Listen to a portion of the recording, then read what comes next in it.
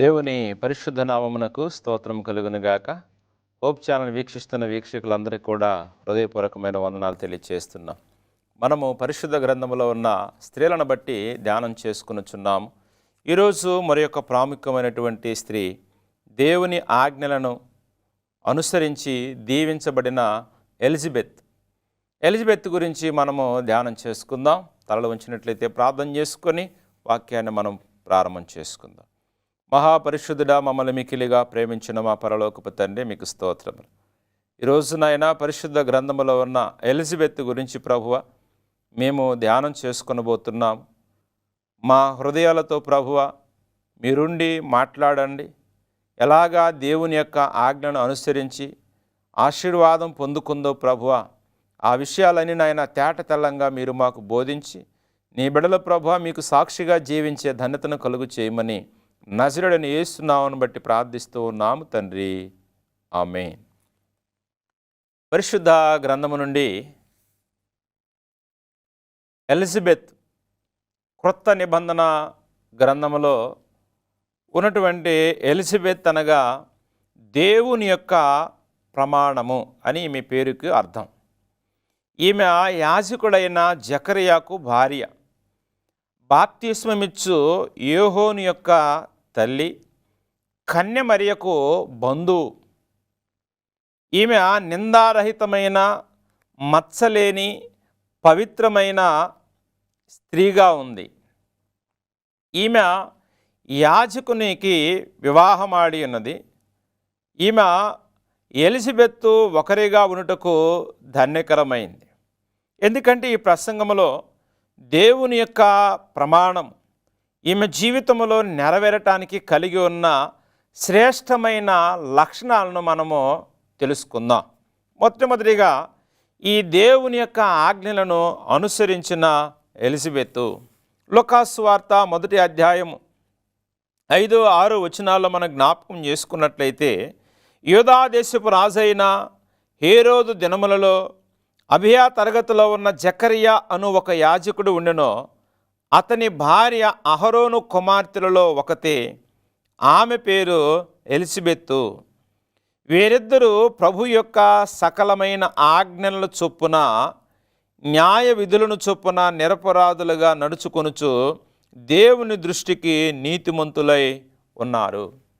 ఇక్కడ మొట్టమొదటిగా దేవుని ఆజ్ఞలను అనుసరించిన ఎలిజబెత్, దేవుడు చెప్పిన ఆజ్ఞలలో ఏది తప్పిపోక అనుసరించినటువంటి స్త్రీ ఎలిజబెత్ అని చెప్పవచ్చు. ఎందుకంటే ఒక దైవజనునికి కుమార్తెగా, మరొక దైవజనునికి భార్యగా అన్ని విషయాల్లో నమ్మకంగా ఉంది ఎలిజబెత్. అందుకని ఇక్కడ భర్తతో కలిసి ధర్మశాస్త్ర విధులను అనుసరించి ఉన్నది. దేవుని ఆజ్ఞలను అలక్ష్యము చేయకుండా ఈమె దేవుని యొక్క ఆజ్ఞలను అనుసరించి ఉంది. అలక్ష్యం చేస్తే అవమానము, అశాంతి కలుగుతుంది కనుక ఇక్కడ దేవుని యొక్క ఆజ్ఞలను గైకొనుచూ ఉన్నది. మొట్టమొదటిగా ఈమె విధానాన్ని జ్ఞాపకం చేసుకున్నట్లయితే, దేవుని ఆజ్ఞలను అనుసరించిన ఎలిజబెత్ ఏదైతే దేవుడు చెప్తున్నాడు, వారి యొక్క ప్రయాణ జీవితంలో వారు దేవునికి యాజకులుగా ఉన్నటువంటి భర్త యొక్క విధానములో, ఆ భార్య యొక్క విధులు విధానములో కూడా ఏది తప్పిపోకుండా చాలా క్షుణ్ణంగా అనుసరించినటువంటి స్త్రీ ఎలిజబెత్. కాబట్టి ఎలిజబెత్ ఏది తప్పిపోలేదంట. దేవుడు ఏదైతే చెప్పి ఉన్నాడో, దేవుడు ఏదైతే చేయమన్నాడో, దేవుడు ఏ మాట అయితే వినమన్నాడో, దేవుడు తన పరిచర్య విధానంలో మనుషులతో మాట్లాడే విధానంలో ఏది చెప్పినా అది తూచా తప్పకుండా పాటించింది ఎలిజబెత్. అందును బట్టి ఈమె న్యాయ విధుల చొప్పున నడిచిన ఎలిజబెత్. న్యాయ విధులు ఏదైతే దేవుడు ఈమె న్యాయ విధుల చొప్పున నడుచుకుంటూ భర్తతో పాటు యుక్తముగా ప్రవర్తించింది, దేవుని న్యాయ విధులను అలక్ష్యము చేయక, ఈమె న్యాయాధిపతి అయిన దేవుడు మనల్ని అన్ని విషయములో మన పక్షమున నిలబడి కార్యాలు చేస్తాడు కాబట్టి ఎక్కడ కూడా న్యాయ విధులు చొప్పున నడిచింది. కానీ ఇక్కడ ఆమె ఏ రీతిగా కూడా అపనమ్మకంగా లేదు. కాబట్టి దేవుని యొక్క న్యాయ విధులన్నిటినీ నేను అనుసరిస్తానని బైబిల్ మనకు చెప్తుంది. ఎందుకంటే దేవుడు న్యాయముగా నడుచుకోవాలని దేవుడు కోరుతూ ఉన్నాడు. మీకా గ్రంథము 6వ అధ్యాయం 8వ వచనములో మీరు న్యాయంగా నడుచుకోవాలి, ఇదే కదా నేను మిమ్మల్ని కోరుతుంది. నీ స్థాయి ఏదైనా, నువ్వు చేసే పని ఏదైనా, నువ్వు విధానం ఏదైనా, నువ్వు ఏ స్థితిలో ఉన్నప్పటికీ కూడా ఒక క్రైస్తవ బిడలగా, ప్రభువు నమ్మిన వ్యక్తిగా, ప్రభువు నమ్మిన విశ్వాసురాలుగా, స్త్రీలుగా నీవు ఉన్నావంటే దేవుడు నీ విషయంలో కోరుకునేది న్యాయంగా నడుచుకోవాలని. నీ ప్రక్కన వారు ఎలా ఉన్నారు, నీ ముందు వారు ఎలా ఉన్నారు, నీ ఇరుగు పొరుగు వారు ఎలా ఉన్నారు, నీకు తెలిసిన వారు ఎలా ఉన్నారు, నీ బంధువులు ఎలా ఉన్నారు, నీ రక్త సంబంధులు ఎలా ఉన్నారు, నీ దగ్గర నీతో కలిసినటువంటి స్నేహితులు ఎలా ఉన్నారో కాదు, కానీ నీవు దేవుని యొక్క విధానములో నడుస్తున్నట్లయితే, యేసు ప్రభు యొక్క భక్తి మార్గములో నడుస్తున్న స్త్రీలుగా, విశ్వాసులుగా నీవు ఉన్నట్లయితే దేవుడు కోరుకునేది ఒక్కటే, న్యాయంగా నీవు నడుచుకోవాలి. సమయం ఏదైనా, సందర్భం ఏదైనా, స్థితి ఏదైనా, పరిస్థితులు ఏదైనా న్యాయంగా నడుచుకుంటే దేవుడు నీతో చేసిన ప్రమాణాన్ని అనుభవిస్తావు. అందుకని ఎలిజబెత్ న్యాయంగా నడుచుకుంది. వారి నడవడిలో న్యాయము దేవునికి కనబడింది. అందుకని ఇంకా ఎలా నడుచుకుందంట, న్యాయంగా నడుచుకొనుచు నిరపరాధిగా నడిచిన ఎలిజబెత్. 1వ అధ్యాయములో 6వ వచనం చెప్తుంది, ఈ ఎలిజబెత్ ఎవ్వరును కూడా చెడుగా మాట్లాడలేకపోయారు. ఎందుకంటే దేవునితో తనకున్న వ్యక్తిగత సహవాసం వల్ల దేవుని దృష్టిలో తన భర్తతో పాటు నిరపరాధిగా నడుచుకొని దేవుని యొక్క మెప్పు పొందుకుంది. నిరపరాధి అంటే ఎలాంటి అపరాధము చేయకుండా నిరపరాధిగా మెప్పొందింది. దేవుని కలిగి ఉన్న నీవు కూడా నిందలేని వారిగాను, నిరపరాధిగాను నీవు జీవించాలి.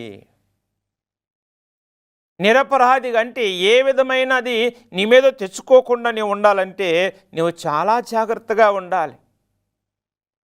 నువ్వు అన్ని విషయంలో మితముగా ఉండాలి. అన్ని విషయంలో చాలా చక్కగా వ్యవహరించాలి, జ్ఞానంతో వ్యవహరించాలి. అందును బట్టి ఎలిజబెత్ ఒక యాజకునికి భార్యగా ఉండి ఆమె నిరపరాధిగా ఉంది. కాబట్టి నిర్దోష మార్గమున నడుచుకొని వారు నాకు కలరు. నిర్దోషమైన మార్గాన్ని నువ్వు నడుచుకోవాలంట. నిరపరాధులు అంతకంతకు వృద్ధి చెందుతారు. ఏ అపరాధము చేయకుండా ఉన్నవారిని దేవుడు విడిపిస్తాడు. కాబట్టి నీ విశ్వాస జీవితంలో నీవు నిరపరాధిగా ఉన్నావా లేవా? నీవు నిరపరాధి అయినటువంటి విశ్వాస జీవితాన్ని అవలంబిస్తున్నావా లేదా అనే విషయాన్ని ఒక్కసారి నీ హృదయానికి నీవు మాట్లాడాలి. ఎందుకంటే నీ మాటలు ఎలా ఏ స్థితిలో ఉన్నప్పటికీ కూడా నీ అంతరంగం అనే స్వభావం ఒకటి ఉంటుంది, దాన్ని నువ్వు పరీక్షించాలి. మనుషులతో ఉన్నప్పుడు, మనుషులతో కలుసుకున్నప్పుడు నువ్వు ఎలా ఉన్నావు, ఏ రీతిగా ఉన్నావో కాదు, కానీ నీ అంతరంగం అనేది ఒకటి దేవుడు చూస్తాడు. ఆ అంతరంగంలో దేవునికి నీవు నిరపరాధిగా కనబడాలి. ఈమె న్యాయంగా చొప్పు నడుచుకుంది, నిరపరాధిగా నడుచుకుంది. ఇక్కడ దేవుని దృష్టిలో నీతిమంతురాలుగా కనబడింది. దేవుని దృష్టిలో నీతిమంతురాలుగా కనబడింది. అందుకని ఆ 1వ అధ్యాయం 6వ వచనములో దేవుని దృష్టికి నీతిమంతురాలై ఉండిరి. వారిద్దరు కూడా నీతిమంతులుగా ఉన్నారు. అంటే ఈ వృద్ధాప్యంలో దశలో ఉన్నారండి. ఎన్నో సంవత్సరాలు సేవా పరిచర్య చేస్తున్నారు. ఇక్కడ వారు వృద్ధాప్యంలో కూడా నీతిమంతులుగా వారు జీవించారు. ఎలిజబెత్ తన భర్తతో పాటు నీతిమంతురాలుగా జీవించినట్లు మనం ఇక్కడ చూస్తూ ఉన్నాము. భర్త దేవుని యొక్క సేవకుడు, యాజకుడు, పరిచర్య చేస్తున్నాడు. కానీ నేను కాదు కదా అన్న ఆలోచన అహంభావ్యంలో లేదు. కానీ ఆమె నీతిమంతురాలుగా ఉందంటే ఎంత గొప్ప పేరు తెచ్చుకుందంటే, మనుషులు అనట్లేదు ఆమెను గురించి, దేవుడే అంటే దేవుని దృష్టికి నీతిమంతురాలై ఉంది. ఎంత యథార్థంగా నడుచుకుంటేనో, కాబట్టి ఇక్కడ ఈమె గొడ్రాలుగా ఉన్నప్పటికీ కూడా కృంగిపోక, భర్తను వేధించలేక, బాధల్లో కూర్చుకొనక దేవుని దృష్టిలో నీతిగా జీవించిందే కానీ ఎన్నడూ దేవుణ్ణి దూషించలేదు. ఏమయ్యా, ఇన్ని సంవత్సరాల నుంచి నువ్వు పరిచర్య చేస్తున్నావు, ఇన్ని సంవత్సరాల నుంచి దేవునికి మనం నమ్మకంగా ఉన్నాము, ఇన్ని సంవత్సరాల నుంచి నువ్వు ఎంతగా ఉన్నావు, మనకి బిడ్డలు లేకుండా చేశాడే దేవుడు, మనకి దేవుడు సంతానం లేకుండా చేశాడే దేవుడు, నీ వల్ల నాకు బిడ్డలు కలగలేదే అని ఎక్కడా కూడా భర్తను అవమానించినట్లు దాఖలు మనకు కనబడవు. ఎందుకంటే మా నీతిమంతురాలు.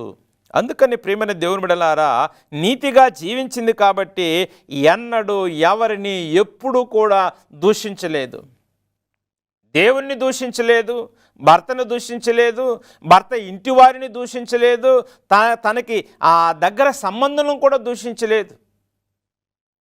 కానీ నీ విశ్వాస జీవితంలో నువ్వు ఎవరినైనా దూషిస్తూ ఉన్నావా? నాకు ఇలాంటి భర్తను చేశారు, నాకు ఇలాంటి కాపురాన్ని కట్టబెట్టారు, నాకు ఇలాంటి వారికి ఇచ్చి పెళ్లి చేశారని ఎవరిని దూషిస్తున్నావో ఏదైనా సమస్యల్లోనే ఉన్నప్పుడు. కానీ ఇక్కడ ఎలిజబెత్ భర్త చేస్తున్న పరిచర్య విధానంలో ఏమాత్రం కూడా ఎవరిని దూషించకుండా చాలా నమ్రతగా నీతిమంతురాలుగా ఉంది. అందుకే క్రీస్తు ఈ పిల్లల విషయంలో దేవుని నీతిని ధరించుకున్న విధానంలో నీతియుక్తముగా బలులనేవి దేవునికి అర్పించాలంట. నువ్వు దేవునికి అర్పించే బలులు కూడా నీతియుక్తముగా అర్పించే బలులుగా నీ ఉండాలని బైబిల్ మనకు తెలియచేస్తుంది. కాబట్టి ఎలిజబెత్ విషయంలో ఆమె దేవుని ఆజ్ఞను అనుసరించింది, న్యాయ విధుల చొప్పున నడిచింది, నిరపరాధిగా నడిచింది, దేవుని దృష్టికి నీతిమంతురాలుగా. ఇప్పుడు ఆమెకి ఎలాంటి విధానంలో అన్నీ ఉన్నప్పటికీ కూడా బిడ్డలు లేకపోతే ఆ కలత, ఆ బాధ ఎవరో తీర్చలేరు. ఆ సమయంలో కూడా, ఆ స్థితిలోనూ కూడా ఏం చేసిందంట, ఎక్కడా కూడా తన నోటి వెంబడి ఒక తప్పు కూడా మాట్లాడలేదు. అది దేవుని విషయంలో కావచ్చు, మనుషుల విషయంలో కావచ్చు. అందుకని ఈమెను దేవుడు దీవించున్నాడు. వృద్ధాప్యంలో దేవుడు దీవించడానికి దేవుడు సిద్ధంగా ఉన్నాడు. అందుకని నీతిని జరిగించు ప్రతివాడు ప్రతిఫలం పొందుతాడు. నీతిని బట్టి దేవుడు ప్రతిఫలం ఇస్తాడు. నువ్వు నీతిగా ఉంటే నాకేమొస్తుంది, నీతిగా ఉంటే నాకేం ఒరుగుతుందో అనుకుంటావేమో, కానీ నువ్వు నీతిగా ఉంటేనే దేవుడు ప్రతిఫలం ఇస్తాడు. మనుషులకి నీతిగా లేకపోయినా వారు ప్రతిఫలం ఇస్తారు, వారు మేలు చేస్తారు. ఎంతకాలం? వారి యొక్క అవసరం తీరేంత వరకే నీకు మేలు చేస్తారు. నువ్వు మంచిదానివి కాకపోయినా, నీలో మంచి మాటలు లేకపోయినా, నీకు మంచి గుణం లేకపోయినా, నీకు మంచి స్వభావం లేకపోయినా, మనుషులు వారి అవసరం వారికే నీకు మేలు చేస్తారు. కానీ దేవుని దృష్టిలో నీతిమంతురాలుగా ఉంటే దేవుడు నిన్ను ఎప్పటికీ కూడా నీ జీవితంలో ఆ సంతోషాన్ని ఇవ్వనీయకుండా నీకు దేవుడు అడ్డుపడడండి. అందుకని దేవుని దృష్టికి నీతిమంతురాలుగా ఉండాలి. అందుకని నీతిని విత్తువాడు శాశ్వతమైన బహుమానం పొందును. సామెతల్లో దేవుడు చెప్తూ ఉన్నాడు. నీతిని విత్తువాడంట శాశ్వతమైన బహుమానమును పొందుతారు. అందుకని నువ్వు నీతిని విత్తాలి, నీతిగా జీవించాలి. నీతిగా జీవించమని ప్రజలకు నువ్వు తెలియచేయాలి, నీతిగా ఉండమని నీ బిడ్డలకు నువ్వు తెలియచేయాలి, నీతిగా బ్రతకమని నీ యొక్క భర్తకు నువ్వు తెలియచేయాలి, నీతిగా బ్రతకమని నీ రక్త సంబంధులకు తెలియచేయాలి. నీతిని ఎప్పుడైతే నీ విత్తుతావో శాశ్వతమైన బహుమానం నువ్వు పొందుకుంటావు. అందుకని దేవుడు ప్రతి మనిషిని కూడా చాలా క్షుణ్ణంగా పరిశీలిస్తాడండి. దేవుడు ఏదైనా గొప్ప కార్యం చేయాలంటే ఆయనకు అసాధ్యమైనది ఏదీ లేదు. ఆయన ప్రతి ఒక్క వ్యక్తి విషయంలో చేయాలంటే దేవుడు ఆయన హృదయాన్ని క్షుణ్ణంగా పరిశీలిస్తాడు. నీ హృదయము దేవునికి బాగుగా తెలిసి ఉన్నది, నీ ఆలోచన విధానం బాగుగా దేవునికి తెలుసు. నీ మాటల బాగుగా దేవునికి తెలుసు. కాబట్టి దేవుని దగ్గర నువ్వు దాచిపెట్టేది ఏది కూడా లేదు. కాబట్టి నువ్వు ఎంత నీతిగా ఉంటే, ఎంత యథార్థంగా ఉంటే, ఎంత న్యాయముగా ఉంటే, ఎంత నిరపరాధిగా ఉంటే అంత ఆశీర్వాదం నీకు వస్తుంది. ఇక్కడ ఈమె ఈ దేవుని యొక్క అనుగ్రహాన్ని పొందుకున్నటువంటి ఈమె దేవుడు ఈమెకి బహుమానం దేవుడు ఇస్తూ ఉన్నాడు. లూకాసు వార్త 1వ అధ్యాయం 13వ వచనం మనం జ్ఞాపకం చేసుకున్నట్లయితే, అప్పుడు దూత ఆయనతో, జకరియా భయపడకము, నీ ప్రార్థన వినబడింది, నీ భార్య అయిన ఎలిజబెత్ నీకు కుమారుని కనును, అతనికి యోహోను అను పేరు పెట్టెదవు. నీ భార్య నీకు కుమారుని కనును. ఎలా ఉన్నారు వీళ్ళంటావు? వారు ఏ స్థితిలో ఉన్నారు? 7వ వచనం చదువుకున్నట్లయితే, ఎలిజబెత్ గొడ్రాలైనందున వారికి పిల్లలు లేకపోయిరి, మరియు వారిద్దరు బహుకాలము గడిచిన వృద్ధులైరి. వృద్ధాప్యములో మరొక జంటకి దేవుడు బిడ్డల్ని ఇవ్వటానికి సిద్ధంగా ఉన్నాడు. ఒక ప్రాముఖ్యమైనటువంటి కుమారుణ్ణి ఇవ్వటానికి దేవుడు సిద్ధంగా ఉన్నాడు. శాశ్వత కాలమైనటువంటి ఆనందాన్ని ఇవ్వటానికి దేవుడు సిద్ధంగా ఉన్నాడు. కాబట్టి నువ్వు ఏ స్థితిలో ఉన్నప్పటికీ కూడా దేవుడు నీతో చేసినటువంటి ప్రమాణాన్ని దేవుడు నీకు అప్పగిస్తాడు. దేవుడు వాటిని నీకు దయచేస్తాడు. ఇక్కడ ఎలిజబెత్ జకరియా బహుకాలం గడిచిన వృద్ధులైనప్పటికీ కూడా నిరీక్షణ మాత్రం కోల్పోలేదు. అందుకని దేవుడు అంటాడు, జకరియా నీ ప్రార్థన దేవునికి వినబడింది. అంటే ఆ వృద్ధాప్యంలో కూడా మాకు సంతానం లేదని దేవునికి ప్రార్థన చేశారు. అందుకని నీ ప్రార్థన వినబడింది, నీ భార్య ఎలిజబెత్ కుమారుని కనును. దేవుడు తగిన కాలమందు దేవుడు తన యొక్క ఇష్టాన్ని చిత్తాన్ని నెరవేరుస్తారు. అందుకని నిరీక్షణ కోల్పోలేదు. పిల్లలు పుట్టడము దేవుని చిత్తము కాదని వారు నిరాశపడలేదు, అలసిపోలేదు. అయితే ఎలిజబెత్ దూత చెప్పినట్లుగా తన వృద్ధాప్యములో గర్భవతి బహుగా సంతోషించినది, అవమానము నుండి ఆశీర్వాదము పొందినటువంటి స్త్రీగా ఇక్కడ ఉంది. ఆమె గొప్ప ఆశీర్వాదం పొందుకున్నటువంటి స్త్రీగా మనకి బైబిల్ మనకి తెలియచేస్తూ ఉంది. 24వ వచనం మనం జ్ఞాపకం చేసుకున్నట్లయితే, లూకాసు వార్త 1వ అధ్యాయం 24వ వచనం, ఆ దినములైన పిమ్మట అతని భార్య ఎలిజబెత్ గర్భవతి అయి మనుషులలో నాకుండిన అవమానము తీసివేయుటకు నన్ను కటాక్షించిన దినములలో ప్రభు ఈలాగున మనవి చేసుకుని 5 నెలలు ఇతరుల కంట కనబడకుండెను. ఈ వృద్ధాప్యంలో దేవుణ్ణి ఆమెను ఎంత గొప్ప చేస్తుందంట. నాకున్న అవమానాన్ని దేవుడు తీసివేశాడు, నాకున్న అవమానాన్ని దేవుడు తీసివేస్తున్నాడని ఎంతో గర్భవతి సంతోషిస్తున్నట్లు బైబిల్ యొక్క మాటలు మనకు తెలియచేస్తున్నాయి. దేవుడు కార్యాభివృద్ధిలో పట్టుదల కలిగి, ధైర్యము కలిగి, ధన్యురాలుగా నీవు పిలువబడాలంటే విశ్వాసము కలిగి నీవు ఉండాలి, పట్టుదల కలిగి నీవు ఉండాలి, ధైర్యము కలిగి నీవు ఉండాలి. అందుకని ఇశ్రాయేలు వంశమస్తుల పట్ల కనికరము చూపి ఉన్నాడు దేవుడు. ఇశ్రాయేలు ప్రజల పట్ల దేవుడు కనికరం చూపిస్తాడంట. అబ్రహామునకు అతని సంతానమునకు కనికరం దేవుడు చూపించున్నాడు. నశించిన వారిని ఇక్కడ దేవుడు జ్ఞాపకం చేసుకొనుచూ ఉన్నారు. కాబట్టి ప్రియమైన దేవుని బిడ్డలారా, ఇక్కడ ఎలిజబెత్ యొక్క జీవన విధానాన్ని, ఆమె జీవిత విధానమును జ్ఞాపకం చేసుకున్నప్పుడు ఆమె చాలా యథార్థంగా బ్రతికింది. ఆమె దేవుని ఆజ్ఞలకు లోబడింది, న్యాయంగా నడుచుకుంది, నిందారహితముగా ఉన్నది, దేవుని దృష్టికి నీతిమంతురాల్లాగా ఉంది. దేవుని యొక్క అనుగ్రహము పొందుకుంది. అది పొందుకున్నప్పుడు ఆమె అంటుంది సంతోషముతో, గొప్ప సంతోషముతో, నాకుండిన అవమానమును తీసివేయుటకు దేవుడు నన్ను కటాక్షించి నన్ను దేవుడు జ్ఞాపకం చేసుకున్నాడు. చూడండి ఎంతగా దేవుని బట్టి సంతోషంతో ఉందో. కాబట్టి ప్రేమైన దేవుని బిడ్డలారా, నీవు ఏ స్థితిలో ఉన్నావు? ఒక భార్యగా, ఒక స్త్రీగా నీవు ఉన్నావేమో. లేక ఒక దేవుని యొక్క సేవకుడికి భారీగా నీవు ఉన్నావేమో, దేవుని యొక్క పరిచర్య చేసే విధానంలో నీవు ఉన్నావేమో, అనేక సంవత్సరాల నుంచి మీరు పరిచర్య చేస్తున్నప్పటికీ కూడా మీకు బిడ్డలు కలగలేదేమో. అయితే ఎలిజబెత్ లాగా నీవు దేవుణ్ణి అనుసరించు, ఆరాధించు, స్తుతించు, ప్రార్థన చేయి.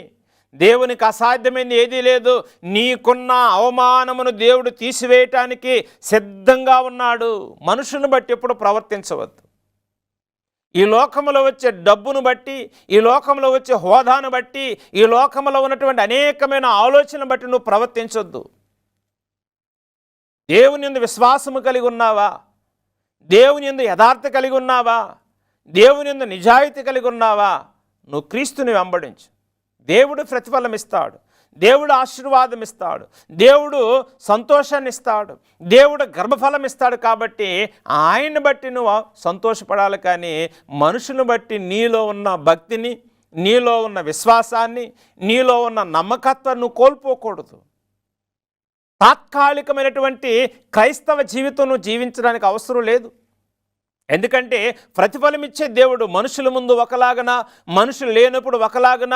నీ భక్తి జీవితంలో ఉన్నటువంటి స్త్రీగా, విశ్వాసులుగా నీవు ఉన్నావేమో, అలా ఉండకూడదు. నిన్ను దేవుడు పరీక్షిస్తూ ఉన్నాడు, నిన్ను దేవుడు పరిశీలన చేస్తున్నాడు. నీకెప్పుడు ఆ ఆశీర్వాదం ఇవ్వాలా, నీకెప్పుడు ఆ సంతోషం ఇవ్వాలా, నిన్నెప్పుడు దీవించాలా, నిన్నెప్పుడు ఆ దేవుడు ఘనపరచాలని దేవుడు నిన్ను చూస్తూ ఉన్నాడు. నీ భక్తి జీవితంలో ఎక్కడా లోపించుకొని, ఎక్కడా నువ్వు బలహీనపడిపోకుండా, నీ విశ్వాస జీవితంలో దేవుని ఆరాధించే విధానంలో ఎక్కడా దేవుని దగ్గర తక్కువగా నీవు కనబడకుండా నీవు ఉండాలి. అలాగ ఎప్పుడైతే ఉంటావు, అలాగ ఎప్పుడైతే జీవిస్తావు, దేవుడు నీకు మేలు, సహాయము, దీవెన, దేవుడు నిన్ను జ్ఞాపకం చేసుకొని తన ప్రమాణమును నీలో నెరవేర్చులాగిన దేవుడు నీకు మేలు చేస్తాడు. అందుకని ఆ వృద్ధాప్యంలో గొప్ప కుమారుని బాప్తిస్మిచ్చు యోహోన్ని ఆమె కని ఉన్నది. కాబట్టి ప్రియమైన దేవుని బిడ్డలారా, నువ్వు దేవుని విశ్వాసము కలిగి ఉండు.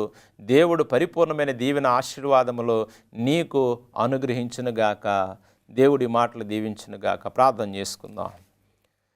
మహాపరిశుద్ధుడా, మమ్మల్ని మికిలిగా ప్రేమించిన మా పరలోకపు తండ్రి, మీ పరిశుద్ధ నామమును బట్టి నాయన మీకు స్తోత్రములు. మీ కృప చొప్పున ప్రభువా, ఈరోజు నాయన ఎలిజబెత్ ద్వారా ప్రభువా మీరు మాట్లాడి ఉన్న విధానమును బట్టి మీకు స్తోత్రములు. నాయన ఒక దైవ సేవకుని యొక్క కుమార్తె, దైవ సేవకునికి నాయన భార్యగా ఉంది.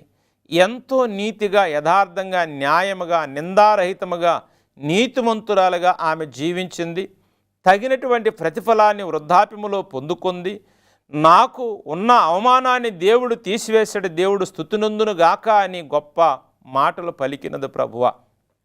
శ్వాస జీవితంలో నాయన ఎలిజబెత్ లాగా ఎందరైతే ఉన్నారో ప్రభువా, వారిని కూడా నాయన మీరు జ్ఞాపకం చేసుకోండి తండ్రి. వారి భక్తి జీవితాన్ని మీరు జ్ఞాపకం చేసుకోండి ప్రభువా. వారు జీవిస్తున్న ప్రవర్తన బట్టి నాయన వారికి తగిన రీతిగా ప్రతిఫలము దయచేయమని ప్రార్థిస్తున్నా. ఇంకా దేవుని యొక్క అనుగ్రహం నాకు రాలేదని ఎవరైతే ప్రభువా మీకు ప్రార్థన చేస్తున్నారో ప్రభువా, వారిని మీరు జ్ఞాపకం చేసుకోనండి. మీ సహాయమును వారికి దయచేయండి.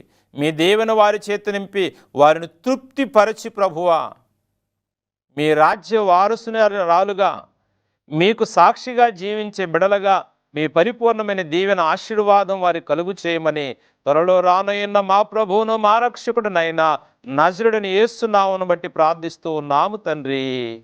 ఆమేన్.